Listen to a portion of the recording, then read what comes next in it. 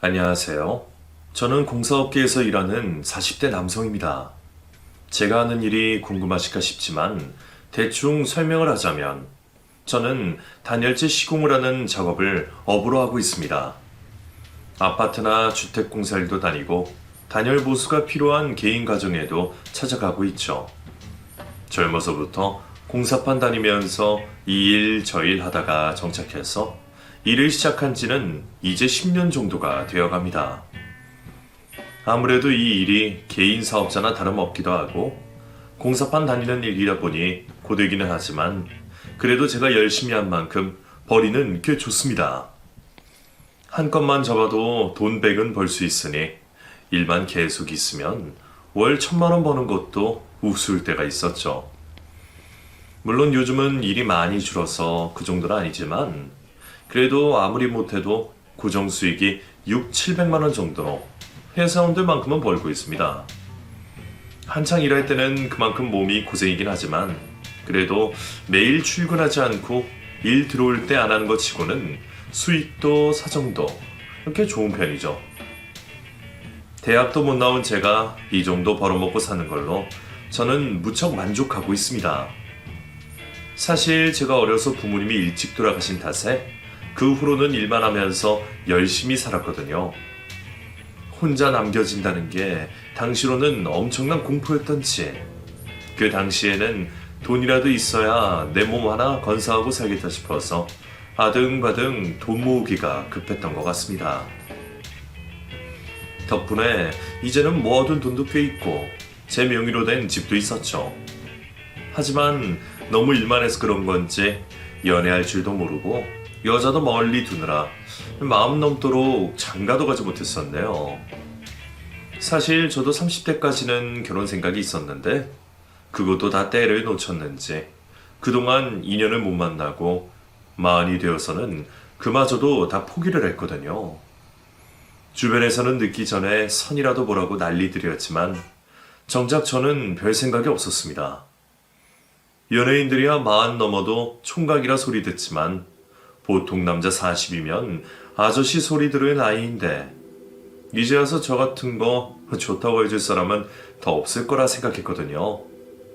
그래서 저는 그냥 나중에 늙어서 혼자 굶어 죽지나 말자 생각하며 열심히 일만 하고 돈만 모으며 살았습니다. 젊어서는 돈 버는 재미라도 있었는데 나이 먹고 나니 그것도 다 부질없다 싶더라고요. 젊었을 때야 집도 돈도 없으니까 돈이 좋았지만 이제는 살 집도 있고 먹고 살만해지니 돈이 소중한 줄 모르겠는 거죠. 그렇다고 제가 뭔가 그럴듯한 취미가 있는 것도 아니고 할 줄 아는 게 있는 것도 아니다 보니 제 인생은 참 심심하고 헛헛한 삶이었던 것 같습니다. 그저 매일 참치 한 캔에 소주 한 병 까는 게 그나마 제 유일한 낙이었다고 해야겠네요. 그래서 저는 일하고 들어가는 길에 동네 마트에 들리는 게 하루 일과 중 하나였습니다. 마트에서 참치 한 캔에 소주 한 병. 그렇게 사들고 가서 저녁 겸 안주 겸 때우는 게 끝이었죠. 나이 들수록 소화가 안 되기도 하고 어차피 혼자 먹는데 뭐 차려 먹기도 귀찮아서 말이에요.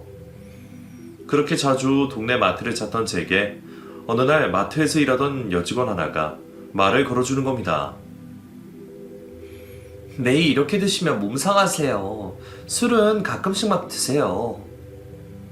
고개를 들어 얼굴을 보니 종종 제 계산을 해주던 젊은 아가씨였죠. 한 30대 중후반쯤 되었을까? 저보다 몇 살 어려 보이는 그 아가씨는 얼마 전부터 새로운 직원이었습니다. 보게 된 지 벌써 몇 달 된 것 같았지만 그동안 딱히 말을 섞을 일은 없었거든요. 그런데 갑자기 제 걱정을 해주는 걸 보니 놀랍기도 하고 쑥스럽기도 했네요. 제가 혼자 살았어요. 그렇다고 술을 매일 마시는 건 아니에요. 그래도요, 사장님 이렇게 매번 사가시던데? 저녁을 챙겨 드셔야 했지. 이걸 안주로 드시면 어떡해요? 집에 밥 챙겨줄 여자도 없어요? 있으면 이렇게 먹겠어요. 부모님도 일찍 돌아가시고 내가 혼자라서. 그럴수록 더 잘 챙겨 먹어야죠. 챙겨줄 사람도 없는데 아프면 얼마나 서러우려고. 사장님, 그러지 말고 가서 햇반 하나 들고 오세요. 술 대신 밥 드셔. 그러면서 제가 말도 안 했는데 소주를 빼고 햇반을 계산하는 겁니다. 결국 저는 얼굴에 술을 뺏기고 쫓겨나듯 가게를 나와야 했습니다. 그렇게 당황스러워하며 집으로 들어가서 봉투 안을 확인했더니 참치캔 말고도 작은 김 한 봉지랑 통조림 깻잎 하나가 들어있더군요. 내가 계산한 적도 없는데 같이 들어있는 걸 보니 아무래도 아까 그 아가씨가 몰래 넣어놓은 거구나 싶었습니다. 술도 뺏겼으니 참치를 술안주할 수도 없고 덕분에 그날은 술 없이 햇반에 반찬들을 놓고 먹게 되었습니다. 그리고 그 후로도 그 아가씨는 저를 자꾸 챙겨주곤 했죠. 대체 나한테 무슨 관심이 가서 그러는지는 모르겠지만 저도 누군가 제게 관심을 표현하는 게 싫지는 않았습니다. 고아되고부터 늘 외로웠어서 그런지 아니면 노총각 마음이 그런 건지 그 아가씨의 호의에 괜히 마음이 설레었네요. 그렇게 그 아가씨를 매일 보고 싶다 생각하게 된 저는 그 후로도 자꾸만 그 가게를 찾게 되었습니다. 살 게 없어도 껌 한 통이라도 사들고 나오며 괜히 그 아가씨 얼굴을 보러 다녔죠. 그러다 보니 그 아가씨 이름이 지영이라는 것도 알게 되고 나보다 5살이 어린 것도 알게 되었습니다. 그리고 결혼 안 한 미혼인 것도 알아내었죠. 그렇게 저를 걱정해주던 그녀에게 호감을 느꼈던 저는 그 후 적극적으로 관심을 표현했고 얼마 가지 않아 저희는 만남을 가지게 되었습니다. 동네 오빠 동생으로 지내자며 얘기를 꺼냈지만 제가 지영이에게 관심이 있다는 걸 지영이도 모르지는 않았어요. 40이 넘어가니 연애도 어떻게 해야 하는지 모르겠고 모든 게 낯선 와중에도 저는 지영이에게 점점 마음이 커졌습니다. 참 착한 지영이를 보면서 이 사람이 내가 그렇게 기다리던 내 반쪽이었구나 생각했죠. 그렇게 저희는 어느새 결혼을 전제로 만남을 가지게 되었고 이듬해 가을에 결혼을 하게 되었습니다. 솔직히 좀 급한 감이 있었지만 저희 사정에는 급하지가 않았습니다. 둘 다 혼기 지난 노총각 노처녀였다 보니 괜히 마음이 급했거든요. 어차피 제 명의의 집도 있고 제가 여자 하나 먹여 살릴 능력 없는 놈은 아니다 보니 결혼을 서두르게 되었네요. 그렇게 만난 지 1년 만에 결혼을 한 저는 드디어 제 인생에 행복이 찾아왔다고 생각했습니다. 왜 여태 다른 놈이 채워가지 않았나 싶을 정도로 착하고 예쁜 아내에게 홀딱 빠졌거든요. 그새 몸도 마음도 늙어버려 20대 청춘들처럼 풋풋한 사랑은 아니었지만 그래도 저는 아내와 함께하는 시간이 모두 소중했습니다. 저희가 결혼을 하고서 아내는 제게 참 잘해주었습니다. 그전에도 제가 혼자 참치에 소주 먹던 걸 걱정하던 사람이었다 보니 결혼하고서는 자기가 밥은 잘 챙겨주겠다며 매번 손수 반찬을 하고 상을 차리더군요. 집안의 장녀였던 아내는 살림고도 음식도 잘하는 편이었어요. 덕분에 저는 매번 아내에게 밥상을 얻어먹을 수 있었고 오래전 어머니가 돌아가신 이후로 집밥 한번 먹어보지 못했던 제가 아내가 차려주는 밥을 먹고 일터로 나간다는 것이 참 감격스러웠어요. 퇴근하고 돌아오는 집에서 누군가가 반겨주는 기쁨도 알게 되었죠. 사실 행복이 별게 아니라 이런 게 행복인 건데 저는 그동안 이런 소소한 행복을 너무 모르고 살았더군요. 가족도 없고 정 붙일 사람 하나 없어서 혼자 소주 까마시며 보냈던 참 외로운 시간들이었네요. 남들은 그동안 별 생각 없이 다 하고 살았을 이런 일을 나만 모르고 살았구나 싶어 억울한 마음마저 들더군요. 그동안 혼자라서 인생이 재미없고 팍팍하다 싶었는데 아내를 만나고서야 드디어 제 인생에 봄날이 찾아온 듯 했습니다. 저는 제게 그런 행복을 알게 해준 아내에게 너무나 고마웠고 그런 아내에게 당연히 잘하고 싶은 생각밖에 없었습니다. 그래서 결혼을 하고서는 아내가 해달라는 대로 다 해주기만 했었죠. 마트 일이 너무 힘들어서 쉬고 싶다길래 어떻게든 먹여 살리겠다며 일도 그만두게 하고, 집에서 쉬는 아내 힘들까봐 일 없을 때는 제가 청소하고 살림 도와주고, 그렇게 5살 어린 아내가 불면 날아갈까 쥐면 부서질까 하며 애지중지할 수밖에 없었습니다. 남들은 호구 잡혔다며 비웃을지 몰라도 서로 사랑하는 사이에는 그렇게 하는 게 맞다고 생각했으니까요. 그렇게 아내에게 잘하는 만큼 저는 처가에도 당연히 잘할 수밖에 없었습니다. 더구나 저는 고아였기에 장모님이 제 부모님이라 생각하고 모셨죠. 그래서 여의치 않은 처갓집 사정에 장모님 사시는 곳까지 마련해드리고, 아내의 동생인 처남과 처제에게도 신경을 많이 썼었습니다. 아내가 동생들을 끔찍이 생각하기에 저도 제 동생이라고 생각하고 여러모로 신경을 많이 쓸 수밖에 없었거든요. 하지만 솔직히 제가 처남과 처형을 그리 좋아하는 건 아니었습니다. 아내만 아니었다면 안 보고 살고 싶을 정도로 저와는 맞지 않았으니까요. 나이 많은 내가 자기 언니 데려가서 불만인 건지, 아니면 노가다 일한다고 그러는 건지, 대학 나온 처남과 처형은 은근히 저를 무시하며 저를 껄끄러워하는 듯 했습니다. 처음에는 어색해서 그러는 거라고 생각하고 이해해보려고 했지만, 시간이 지나도 계속 대면대면하게 구는 걸 보면 그냥 제가 싫어서 그런다는 걸 알 수밖에 없었어요. 어린 동생들처럼 생각하려고 용돈도 챙겨주고 관심 좀 쓰려고 하면 꼭 그렇게 못마땅한 티를 내더군요.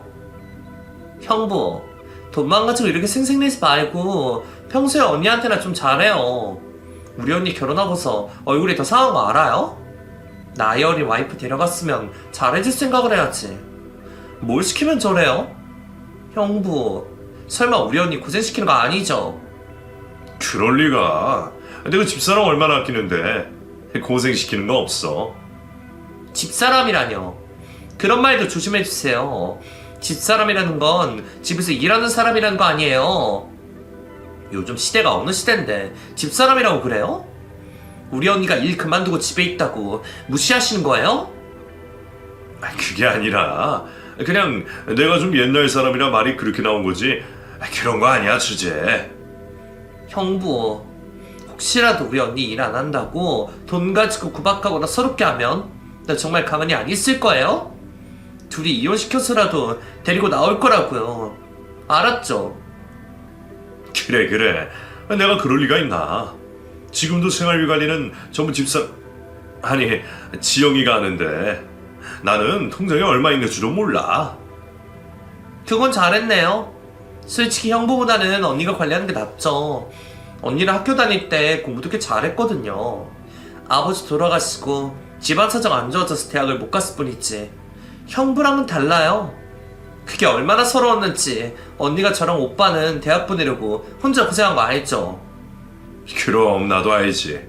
지영이가 가족들을 워낙 끔찍하게 생각하잖아. 그러니까요. 근데 그런 언니가 가족들 의견 반대하고 결혼한 게 형부잖아요. 그러니까 형부는 앞으로도 언니한테 잘해주세요.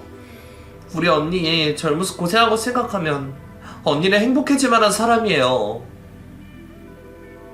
처갓집 식구들끼리 워낙 끈끈하다는 건 저도 알고 있었습니다. 저희가 연애할 적에도 처제가 아내를 따라다니면서 저를 못마땅해 하곤 했었거든요. 고생만 하던 언니가 더 좋은 남자를 만나서 결혼을 해야 하는데 대학도 못 나오고 노가다판 일하는 저를 데려왔던 게 섭섭했던지 저희가 결혼한다고 했을 때는 단식 투쟁까지 했었습니다. 하지만 장모님이 저를 듬직하다고 마음에 들어 하셨고 이미 둘 다 나이가 늦은 탓에 큰 반대 없이 결혼을 할 수 있었죠. 하지만 처제나 처남은 여전히 제가 마음에 안 드는지 그 뒤로도 쉽게 가까워지기 힘들었네요.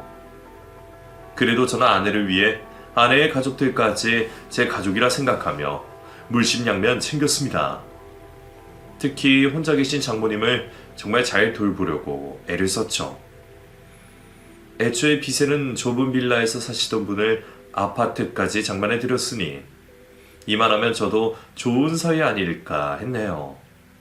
그런데도 장모님은 종종 남의 집 사이들과 저를 비교하곤 하셨죠.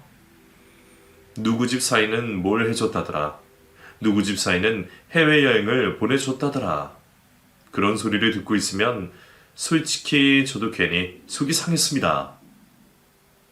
해드린 것 가지고는 좋은 소리 못 들으면서 섭섭한 소리만 듣다 보니 말이죠. 그래서 안 그래도 섭섭한데 결혼 생활이 길어질수록 아내도 제게 섭섭하게 굴더군요. 일 그만두고도 매일 아침상 차려주며 배웅을 해주더니 언젠가부터는 늦잠을 잔다며 제가 출근한 줄도 모르고 일어나질 않았습니다. 솔직히 섭섭했지만 그런 아내를 나무라지 않았어요. 그래서 나가서 빵이라도 사 먹으려고 했지만 용돈이 부족해서 그러기도 쉽지 않았죠. 그럴 때면 서러운 것이 사실이었습니다. 솔직히 저는 결혼하고 나서 무척 행복했고 몇 년이 지나도 신혼 같을 줄 알았습니다. 결혼하고서 넉넉하게 살 줄 알았던 제 생각과 달리 결혼 이후 저의 삶은 더 단촐해졌습니다. 아내는 제가 하는 일을 걱정했어요. 몸 다치면 언제 일을 못할지 모르니까 미리미리 돈을 모아야 한다 하더군요. 아무래도 연금도 안 나오고 개인 사업자라서 혼자 책임져야 하고 관리하다 보니 아내도 그게 불안한 듯 했습니다. 사실 저도 그전에는 혼자 건사하면 되지만 이제는 아내까지 있었으니까요. 그래서 아내는 생활비를 아껴서 적금을 붓고 하루빨리 목돈을 모으자고 하더군요. 그런 아내의 말이 맞다 싶었던 저는 그러기로 했고 덕분에 제 용돈도 줄고 식탁에 올라오는 반찬 가짓수도 줄었습니다. 저는 아내의 말을 따랐죠. 하지만 그렇다고 그렇게 생활이 궁핍해질 줄은 몰랐습니다. 그냥 용돈 좀 줄어들고 반찬수 좀 줄이는 정도인 줄 알았더니 시간이 지날수록 집에 돈이 없다는 소리를 아내가 너무 많이 하는 겁니다. 제가 새로 장비를 사야 해서 돈 좀 달라고 그러면 돈이 없다. 제가 출장비 명목으로 용돈 좀 올려달라 그래도 돈이 없다. 심지어 있던 옷은 다 뜯어지고 변변한 겨울 잠바 하나가 없어서 사달라 그랬더니 아직 멀쩡하다며 뜯어진 부분을 기어이 기워서 다시 입게 하는 겁니다. 처음에는 워낙 알뜰해서 그런다고 생각했는데 날이 갈수록 더 심해지니 저도 불만스러울 수밖에 없었죠. 그런데 그렇다고 아내랑 돈 문제로 싸우기도 어려웠습니다. 제가 돈 얘기를 꺼내면 자기 돈 못 번다고 눈치 주는 거냐며 울어 제끼고 답답해서 좀 언성이라도 높아지려면 친정으로 가버렸거든요. 그럼 그 집 식구들이 우르르 다들 저한테 면박을 주고 난리가 나는 겁니다. 돈 관리 맡겼으면 믿고 따라야지. 제가 불만이 너무 많다나요? 애초에 저는 혼자였고 처가는 여럿이었기에 제가 숫자로는 당할 수가 없었죠. 그리고 그때까지는 저도 아내를 철석같이 믿고 있었기에 아내가 집을 짓고 싶은 욕심에 적금을 무리하게 부어서 그러는 줄로만 알고 있었습니다. 그런데 그러던 어느 날 아내가 저녁을 먹던 중 생활비가 부족하다며 저더러 투잡을 해볼 생각이 없냐고 말하더군요. 오빠도 그러지 말고 부업 같은 거 좀 해보면 안 돼? 요즘 배달 라이더들 돈 잘 번다 그러던데 오빠도 일 없을 때 그런 거 좀 해봐. 그게 무슨 소리야. 하루 종일 일하고 들어와서 내가 어떻게 또 일을 해?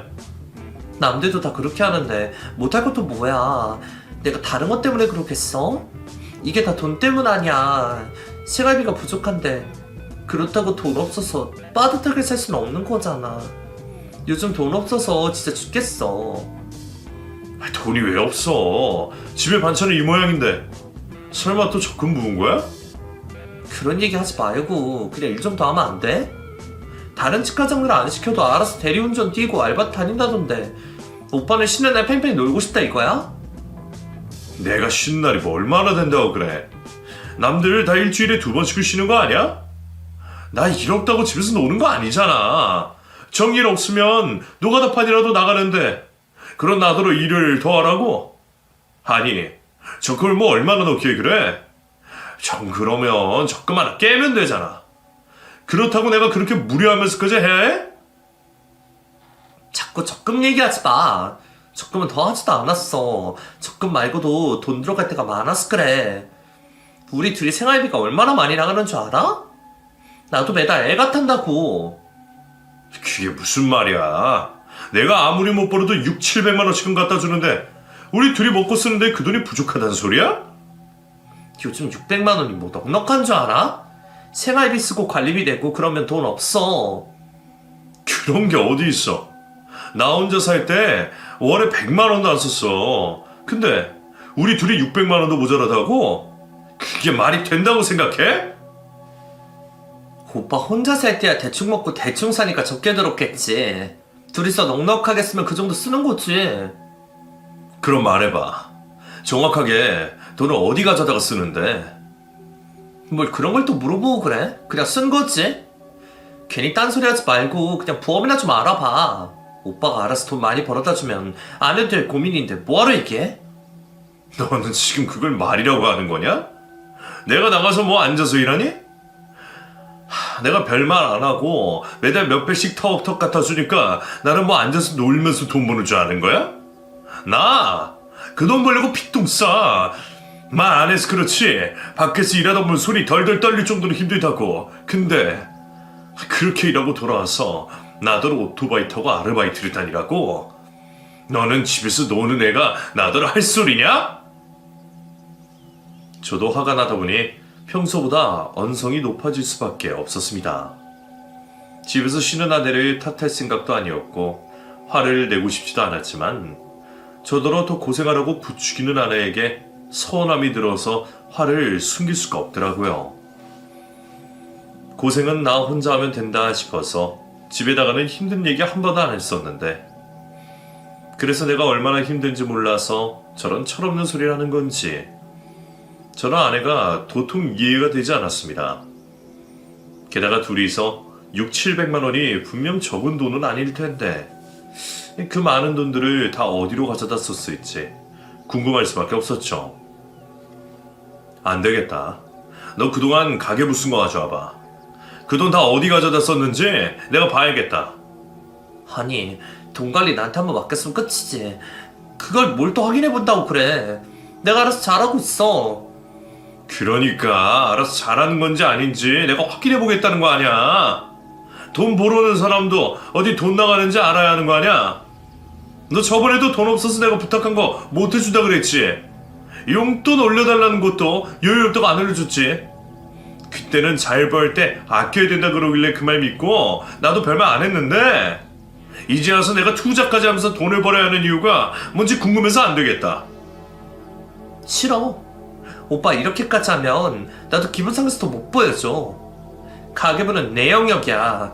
그럼 나보고 지금 빤스까지 벗겨서 다 보여주다 이거야? 너는 꼭 이런 식이지? 그동안 내가 너한테 뭐 좀 아쉬운 소리 하면 죽는 소리라고. 그래서 너는 부부 사이에 가계부도 못 보여주는 게 맞는 것 같냐? 이럴 거면 서로 딴 주머니 차야지. 왜 내가 너한테 돈을 벌어다가 줘?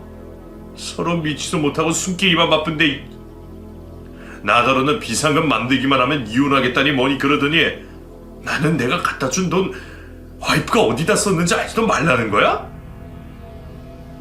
오빠야말로 와이프를 그렇게 못 믿으면서 나랑 어떻게 살아? 그럴 거면 차라리 이혼을 하자고 그래. 아내는 가계부를 절대 못 보여주겠다며 심지어 이혼을 하겠다는 말까지 했습니다. 생활비 문제로 이혼 얘기까지 쉽게 꺼내는 아내가 어이가 없기만 하더군요. 결국 그런 아내에게 쌓일 대로 쌓였던 저는 그동안 아내에게 맡겨두었던 생활비 통장을 확인하기로 했습니다. 결혼하고서는 전적으로 아내를 믿고 경제권을 다 넘겼었던 저였습니다. 워낙 알뜰살뜰 살던 사람이었기에 제가 벌어다만 주면 열심히 아끼고 모아서 목돈 만들어주겠다는 이야기를 철석같이 믿고 있었거든요. 그래서 3년 가까운 시간 동안 저는 아내를 줄곧 믿어만 왔습니다. 하지만 제 눈으로 확인해 본 결과는 처참하기 이루 말할 수가 없었습니다. 제가 돈을 보내면 다 적금이나 저축을 하며 모으고 있었다더니 통장에는 남은 돈이 거의 없더라고요. 적금은커녕 적자가 나지는 않았으면 다행이었네요. 너무 놀란 저는 결혼 생활 동안의 모든 통장 내역을 확인해 보았고 그 결과 무려 3억이라는 큰 돈이 처가 쪽으로 빠진 것을 확인하게 되었습니다. 그 돈은 제가 결혼 생활 이전부터 모았던 저의 전 재산이었어요. 그런데 그 큰 돈이 전부 처가로 흘러 들어갔다니 저는 망연자실함에 손이 덜덜 떨렸습니다. 저는 은행에서 확인한 통장거래 내역서를 들고 집으로 돌아갔습니다. 제가 은행에 다녀온 것을 모르는 아내는 그날 이후로 제게 시이라도 하는 듯 말 한마디 하지 않고 여전히 냉랭해 있더군요. 어제도 아프다는 핑계로 방에 들어누워서 밥도 차려주지 않더니 잘못한 게 자기면서도 제 탓을 하려는 듯 도리어 제게 화를 내고 있는 아내였습니다. 그제서야 저는 그동안 내가 그 여자를 참 많이 봐주고 있었구나 생각했습니다. 저런 모습조차도 좋다고 어르고 달랬으니 저 여자가 나를 호구 등신으로 생각할 만하구나 싶더군요. 당신 이리 와서 앉아봐. 제 부름에도 아내는 저를 째려보고는 쌩하니 안방으로 들어가려 했습니다. 그 모습이 어찌나 분통이 터지고 화가 나던지 저도 모르게 냅다 소리를 질러버리고 말았네요. 귀 먹었어? 와서 앉으라니까! 오빠, 지금 나한테 화낸 거야? 그래, 나 화났으니까 열받은 사람 괜히 더 긁지 말고 얼른 와서 앉아. 할 얘기 있으니까. 됐어. 화난 사람이랑 무슨 얘기를 해? 나랑 얘기하고 싶으면 화 다 풀릴 때까지 기다려. 당신, 내가 지금 마지막 기회 주고 있는 거야. 지금 내가 어디 갔다 왔는지 알아? 은행 다녀왔어.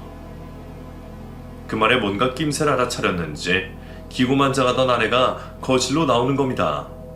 저는 소파에 앉은 채 앞에 팔짱을 끼고 서 있는 아내에게 은행에서 받아온 서류 뭉텅이를 보여줬습니다. 내가 방금 은행 가서 생활비 통장 내역을 확인했거든? 내 돈 그동안 다 당신이 관리하고 있었잖아. 뭘 얼마나 잘 모으고 있었나 보니까 통장에 돈이 하나도 없더라고. 그건 내가 여기저기 넣어놨어 그래. 그래서 내가 생활비 없다고 말했잖아. 너는 적금을 친정 식구들 앞으로 뚫어놓냐? 내가 그 정도도 확인 안 하고 왔을까봐 그래? 당신 내 돈 3억 다 친정 갖다 줬어? 오빠, 그건 그냥 잠깐 빌려준 거야. 가족끼리 그럴 수도 있지. 별거 아니야. 돈 다 잘 있으니까 걱정하지 마. 그래? 그럼 지금 당장 갖고 와. 나는 내 돈 처가 식구들한테 빌려준 적 없거든? 그렇다고 어떻게 하루아침에 그 큰 돈을 가져와. 오빠 진짜 왜 그래? 그럼 너는 내가 평생 모를 거라고 생각하고 그랬던 거야? 애초에 빌려준 건 맞아? 나 몰래 빼돌린 거 아니고? 오빠는 무슨 말을 그렇게 해? 빼돌리게 뭘 빼돌려? 그게 아니라면 훔친 거야? 나한테 한마디 상의도 없이. 그래서 뭐 어디다 어떻게 빌려준 건데 지금이라도 똑바로 얘기하는 게 좋을 거야. 오빠, 시간 조금만 주면 내가 얼른 수습할게요. 돈 어디다 어떻게 빌려준 거냐고. 빨리 말 안 해? 알았어. 1억은 지용이 장사하는데 필요하다 그래서 빌려줬고 1억은 지민이 결혼할 때 도와줬어. 그리고 1억은 엄마가 필요하다 그래서 이래저래 좀 줬고. 뭐? 그럼 당신은 나한테 상의 한마디 없이 그 큰 돈을 턱턱 친정 갖다 줬다는 거야?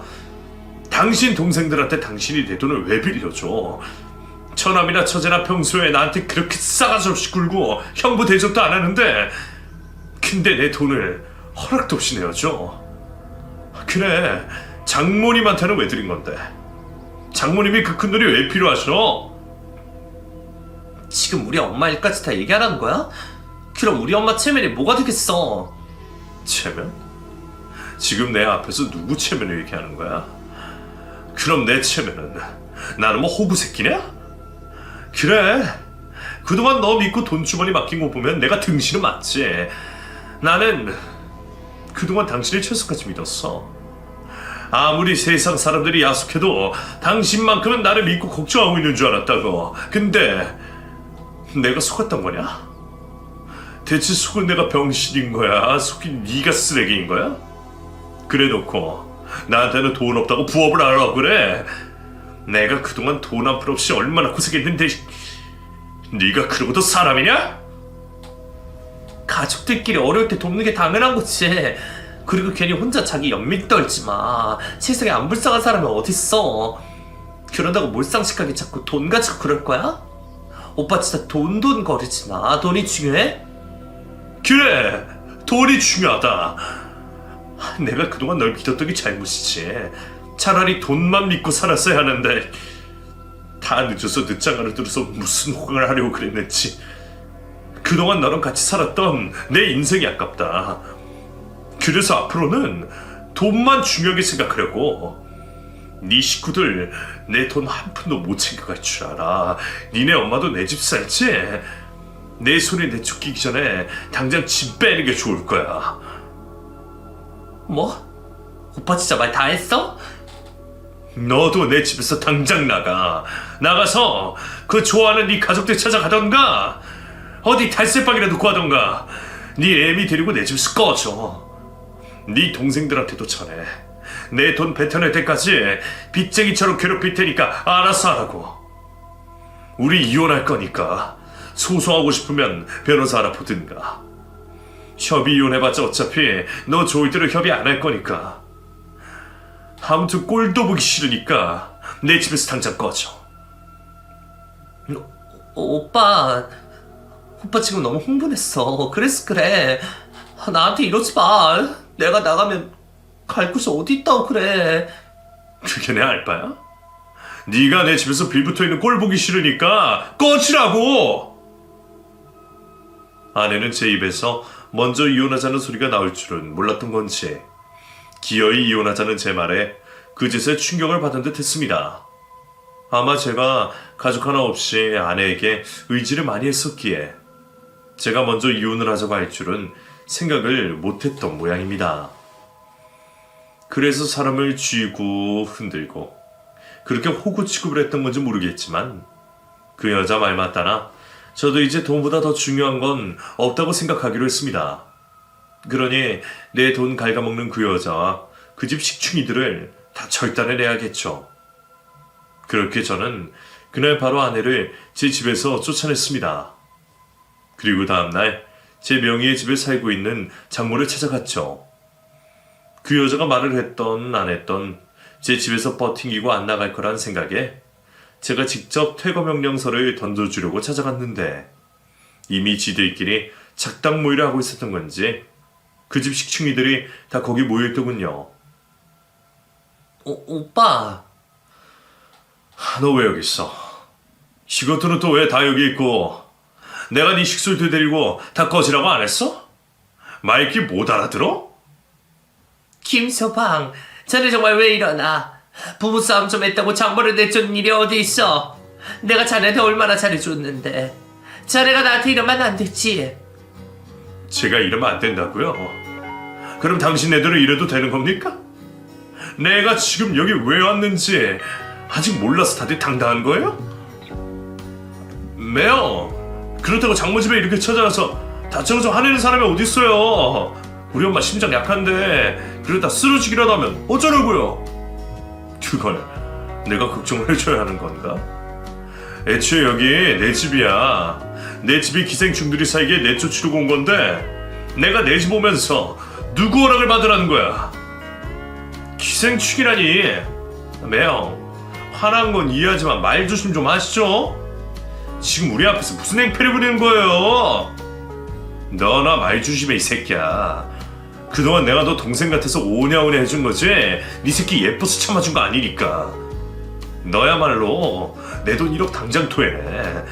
마음 같아서는 그동안 1,200씩 들어간 것까지 싹 다 받아내고 싶지만 그건 거지 새끼들한테 적산 한생 칠 테니까 내 허락 없이 훔쳐간 내 돈이나 내놓으라고. 안 그러면 진짜 싹 다 절도의 사기죄로 엮어서 잡아쳐 넣을 테니까. 형부, 진짜 돈 때문에 이러는 거예요? 우리도 다 들었어요. 우리한테 돈 빌려준 거 가지고 언니 잡아먹으려고 그랬다면서. 근데 진짜 돈 때문에 어떻게 그럴 수가 있어요? 형부 그렇게 안 봤는데 사람이 참 좀스럽다. 아, 그럼 너는 네 언니가 훔쳐간 내 돈 지금 당장 돌려줄 생각인가 보지? 그럼 지금 당장 내놔. 안 그러면 너도 같이 이혼당하게 만들어줄게. 니네 언니한테 다른 못 들은 모양이지? 오빠 왜 이래 진짜. 얘기 안 하면 나랑 하면 되지. 왜 애꿎은 동생들한테까지 난리야. 니들 다 공범이잖아. 남의도 훔쳐간 도둑들. 나 지금 눈에 뵈는 거 없거든? 내가 몇 년을 쎄 빠지게 벌어서 모은 돈을 웬 식충이들한테 다 뜯겼는데 니들 같으면 제정신일 수 있겠어. 그러니까 당장 내 돈 갚아내고 니네 어머니 직접 데려가서 모셔. 더 험한 걸 보기 싫으면 지금 당장 짐 싸. 아이고 김서방, 내가 다 잘못했네. 내 탓이네. 애들 잘못은 없어. 내가 못나서 내가 자식들한테 해줄 게 없어서 자꾸 우리 큰딸한테 의지하고 부탁하다 보니 애가 마음이 약해서 그런 거네. 지영이 애가 동생들 얼마나 챙기고 신경 쓰는지 자네도 잘 알잖아. 오죽하면 얘가 남편한테 말도 못 듣고 그랬을까. 그 돈은 내가 어떻게든 천천히 갚아줄 테니까 제발 이혼 얘기는 없던 거로 하세. 내가 지금 돈 때문에 이런다고 생각합니까? 돈이야 당연히 갚아야 하는 거고 당신 딸이나 자식들이 나 무시하는 걸 더 이상 안 참겠다는 얘기입니다. 어머 형부, 무슨 자격지심이라도 있어요? 우리가 뭘 언제 무시했다고? 네가 지금 그딴 식으로 입 놀리는 게 무시하는 거야. 못 배워먹어서 예의라고는 모르는 모양이지만 내가 그동안 많이 참았던 건 알아라. 그래, 내가 니들이랑 더 말 섞어서 뭐하냐.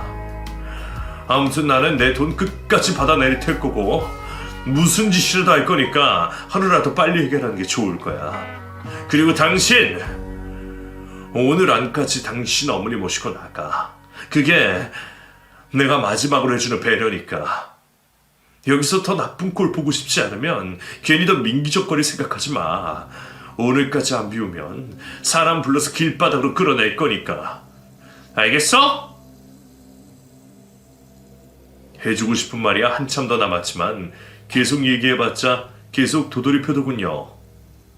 애초에 지들이 뭘 잘못했는지도 모르는 그것들이랑 더 이상 말을 섞는 건 시간 낭비이겠다 싶어 저는 더 말을 할 생각이 없었습니다. 돈이야 협박을 해서라도 받아내면 되는 거고 여차하면 월급 가압류라도 걸으려고 했죠. 그래서 취업 통첩을 하고 집을 나가려는데 손 놓고 있던 아내가 냅다 무릎을 꿇더니 눈물바람을 하는 겁니다. 여보, 내가 잘못했어. 내가 정말 잘못했어. 제발 이러지 말자. 나 오빠랑 이혼 못해. 우리 좋았을 때가 더 많았잖아. 왜 그래 정말, 어? 나 한 번만 용서해줘. 내가 정말 잘할게. 이제 와서 잘한다는 말이 참 우습지도 않더라고요. 그동안 내가 사정하고 부탁할 때는 뭐라고 이제 와서 헛소리를 하는지 그 여자의 말은 하나도 진심처럼 느껴지지 않았습니다. 애초에 내 걱정을 그렇게 할 사람이었으면 내가 피같이 번 돈을 자기 친정에 갖다 붙지는 않았었겠죠. 하지만 그 여자는 내가 밖에서 무슨 고생을 하고 얼마나 힘든지는 알지도 모른 채 저를 기만했고 저는 더 이상 그 여자에게 저당 잡혀 살고 싶은 생각이 없었습니다. 이혼은 당연한 말이었고 그동안 내가 그 인간들 물주 노릇을 했으니 이제는 그 굴레를 끊어야 한다 생각했습니다. 그렇게 저는 변호사를 만나서 상담을 받게 되었고 돈을 돌려받을 수 있는 방법을 찾게 되었습니다. 정말 다행스럽게도 제가 아내에게 빌려준 돈이 아니라 제 통장에서 처갓집 식구들 통장으로 돈이 흘러갔기에 친족상 도래가 적용되지 않아서 형사고발이 다 가능하다고 하더군요. 거기다가 친족상 도래가 적용되는 아내에게도 민사소송까지 걸 수 있고 말입니다. 물론 민사고소를 진행하려면 시일도 오래 걸리고 사건도 어려울 겁니다. 그래도 원하시면 방법은 있으니까 민사고소도 생각해보세요. 어차피 승소하게 되면 소송 비용까지 청구할 수 있으니까요. 100% 승소하리라는 보장은 없었지만 그래도 민사고소를 진행할 수 있다는 게 얼마나 다행이었는지 모릅니다. 보통 가족 간에는 돈 거래를 증명하기 어려워서 고소가 어렵다는데 다행히 저는 그 전에 은행에서 거래 내역을 파악해뒀거든요. 그리고 아내에게서 가족들에게 돈을 보냈다는 카톡 내용도 받아놨고요. 뭣도 모르고 혹시나 싶어 받아냈던 건데 상담을 해보니 그런 것도 다 증거가 된다고 하는 겁니다. 덕분에 조금은 용기가 났던 저는 망설임 없이 소송을 시작하기로 했습니다. 상담 비용으로만 수백이 깨지고 앞으로 몇 천이 더 들겠지만 3억을 날린 마당에 그 돈이 아깝진 않더군요. 그 인간들한테서 제 돈을 다시 받아낼 수만 있다면 저는 그 3억을 고스란히 버려도 괜찮을 것 같았거든요.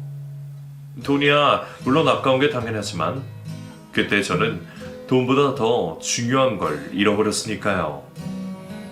가족에 대한 마지막 믿음과 신뢰를 잃게 된 제게 더 이상 돈 같은 건 중요하지 않았습니다. 어차피 저 혼자서는 그동안 돈 없이도 잘 먹고 잘 살았고 돈이야 다시 벌면 되는 거지만 그런데 그 여자 때문에 받은 제 상처는 도저히 그냥 넘어갈 수 없겠더군요. 그래서 저는 큰 돈을 잃을 각오로 하고 기어이 그 인간들과 힘든 소송을 시작하게 되었습니다. 그 사이 장모가 지내는 집에서 계속 버티던 아내는 결국 제가 경찰들까지 대동하고 퇴거 명령을 내리고서야 울고불고하며 집을 떠났습니다. 오빠, 정말 이렇게 할 거야? 엄마랑 내가 갈 곳이 어디 있다고? 갈 데 없으면 네 좋아하는 동생들 집에 가던가. 그걸 왜 나한테 물어? 걔네들도 다 가정이 있고 사정이 있는데 엄마랑 내가 거기 어떻게 얹혀 지내? 오빠, 그러지 말고 제발 화 풀어. 나 앞으로 정말 당신만 보고 살게. 내가 그동안 가족들 걱정하는 마음에 어리석은 짓을 했어. 지용이 지민이한테 준 돈도 다 돌려받아 올 테니까 나 좀 용서해줘. 그럴 필요 없어. 어차피 형사고소할 거고 너한테도 알아서 돈 받아낼 거니까. 네가 안 받아주면 내가 내 돈 하나 못 받아낼 줄 알았나 보지? 네 눈에는 아직도 내가 호구로 보이냐? 내가 그동안 너한테 콩깍지가 씌어서 그런 거지. 나 아직 정신 멀쩡해. 그리고 이제 콩깍지 다 벗겨져서 너 하나도 안 예뻐. 그 와중에도 이사 비용이라도 달라고 애원을 하는데 이 여자가 진짜 염치가 없는 건지 생각이 없는 건지 혼란스럽더라고요. 하지만 소송장까지 때려맞고 난 뒤에는 그 여자도 제대로 정신을 차렸는지 더 이상 제게 부탁을 하지 못했습니다. 그러자 소송장을 받고 혼비백산한 아내와 장모, 저남 저형이 다 같이 난리가 났습니다. 저희 집까지 찾아와서 문을 두드려댔는데 그때마다 경찰들을 불러버렸더니 몇 번 그런 뒤로는 다시는 찾아오지 않더군요. 결국 그 후로 소송이 계속되었지만 그 인간들은 돈 나올 구멍이 없다며 쉽게 돈을 갚지 않았습니다. 그래서 저는 어쩔 수 없이 처남과 처제의 월급 통장까지 가압류를 걸어 그들의 숨통을 조여갔습니다. 당장 월급 몇 푼 받아내서 금방 1억이 되지는 않겠지만 그동안 내가 아내한테 쥐어잡혀 숨도 못 쉬고 살았던 걸 그것도 한번 느껴봤으면 싶었어요. 어차피 소송이 길어질수록 제가 이길 확률이 높다는 생각에 여유있게 버티고 있었더니 1년쯤 지났을 어느 날 제 통장에 3억이 꽂히더군요. 3억 입금했으니까 이제 됐지. 당신한테 가져다 돈 다 돌려줬으니까 이제 우리 식구들 괴롭히지 마. 돈 없다면서 배째라더니 어디서 났어? 아버지 선산판 땅이야. 그 덕분에 우리 아버지 화장시켜서 납골당해 묻혔어. 볕 잘 드는 곳에 잘 계시던 분이 말이야. 그래, 남의 몇 자리까지 뺏어서 돈 받아내니까 좋냐? 좋고 말고 할 게 뭐가 있어? 나는 내 돈 돌려받는 건데. 그러게 갚을 능력도 없이 남의 돈 퍼줬어. 아직까지도 네가 할 말이 남아있다는 게 대단하다. 아무튼 이제 우리 이혼도 했고 더 이상 할 일이 없잖아. 너나 나나 서로 안 얽히는 게 앞으로 또 좋을 것 같다. 너도 괜히 이런 연락하지 마라. 너희 집 사정 얘기 같은 거 듣고 싶지도 않고 들을 필요도 없으니까. 돈 한 푼 없다 그러더니 갑자기 어디서 사망이 났나 했더니 납골당으로 이장시키고 선산에 팔았답니다. 장모가 자식들 끔찍하게 생각하는 건 사실이었던 건지 죽은 남편보다는 산 자식들이 걱정이었던 모양이었네요. 그래도 어찌됐건 덕분에 제 돈은 다 받아냈으니 참 다행이었습니다. 그러니 앞으로는 그 집 식구들이랑 엮일 일도 호구가 될 일도 없겠죠. 일은 잘 끝났다 싶긴 하지만 결국 이렇게 되어 씁쓸한 것도 사실입니다. 그래도 그 여자랑 만나면서 행복한 시간도 있었고 이제는 저도 행복해질 수 있을 거라 생각했는데 그게 다 미련한 저의 욕심이었다는 게 못내 가슴이 아프네요. 하지만 세상을 살면서 어떻게 늘 좋은 일만 있겠습니까? 원래 진실한 사랑 같은 건 쉬운 일이 아니겠죠. 그래서 저도 이제는 마음을 가볍게 먹으려고 합니다. 지금이야 저도 이렇게 뒤통수를 맞고 배신을 당했지만 나중에 언제고 또 좋은 사람이 나타날 수도 있으니까요. 그럼 앞으로도 꿋꿋이 살아갈 저의 앞날을 응원해 주시기를 바라며 제 이야기는 여기서 마치겠습니다. 감사합니다.